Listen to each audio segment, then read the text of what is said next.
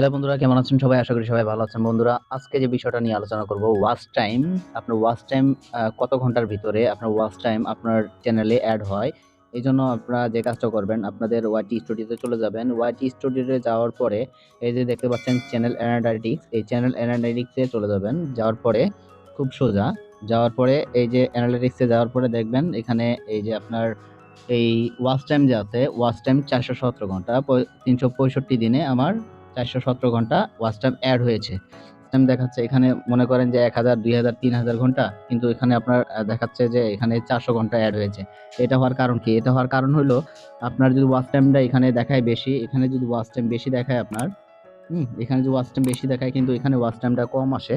এখানে যদি watch time বেশি দেখায় কিন্তু এখানে ওয়াচ টাইম কম আসে। এরকম যদি হয়, এটা হওয়ার কারণ হলো এটা আপনার চ্যানেলটাকে আপডেট হতে সময় লাগে 48 ঘন্টা। 48 ঘন্টার ভিতরে আপনার এই চ্যানেলের যে ওয়াচ টাইমটা আছে, ওয়াচ টাইমটা মেইন যে কাউন্ট আছে সেখানে আপনার কাউন্টটা অ্যাড হয়ে যাবে। তো বন্ধুরা, আশা করি বুঝাইতে পেরে চ্যানেলটি লাইক, কমেন্ট, সাবস্ক্রাইব করে পাশে থাকবেন। সবাইকে ধন্যবাদ। দেখা হচ্ছে পরবর্তী ভিডিওতে। আসসালামু আলাইকুম।